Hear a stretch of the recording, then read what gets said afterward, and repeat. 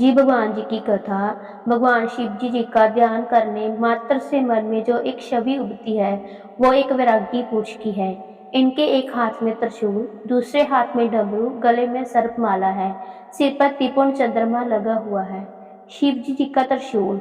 भगवान शिव जी सर्वश्रेष्ठ सभी प्रकार के अस्त्र शस्त्रों के ज्ञाता है, लेकिन पुरानी कथाओं में इनके दो प्रमुख अस्त्रों का जिक्र आता है, एक धनुष, दूसरा त्रिशूल।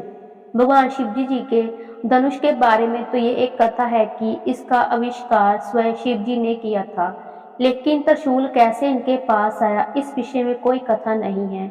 माना जाता है कि सृष्टि के आरंभ में बरनाथ से जब शिव जी प्रकट हुए तो साथ ही रज, तम, सत ये तीनों गुण भी प्रकट हुए। यही तीनों गुण शिव जी के तीन शूल यानी त्रिशूल बने। इनके बीच सामंजस्य से बनाए बगैर सृष्टि का संचालन कठिन था।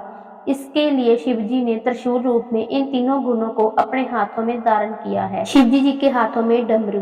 भगवान शिवजी जी के हाथों में डमरू आने की कहानी बड़ी ही रोचक है।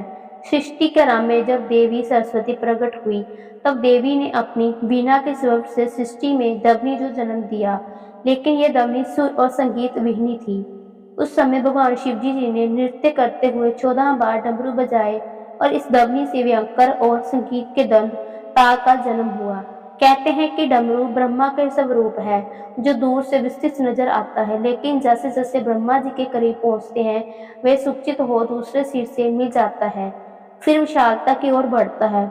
सृष्टि में संतुलन के लिए इससे भी भगवान शिव जी अपने साथ लेकर प्रकट हुए थे। शिव जी के गले में विषधर नाग। भगवान शिव जी के साथ हमेशा नाग होता है।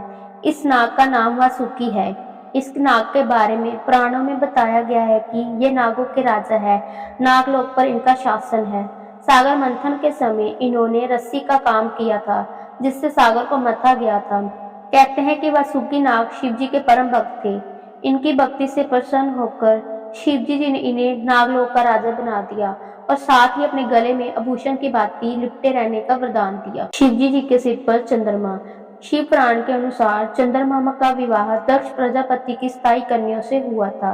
ये कन्याएं स्थायी नक्षत्र है। इनमें चंद्रमा रोहिणी से विशेष स्नेह करते थे। इसकी शिकायत जब अन्य कन्या से दक्ष ने की तो दक्ष ने चंद्रमा को क्षय होने का श्राप दे दिया।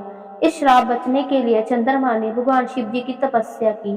चंद्रमा की तपस्या से प्रसन्न होकर शिव जी ने चंद्रमा के प्राण बचाए और उन्हें अपने शीश पर स्थान दिया। जहाँ चंद्रमा ने तपस्या की थी वे स्थान सोमनाथ कहलाता है। मान्यता है कि दक्ष के श्राप से ही चंद्रमा घटता बढ़ता रहता है।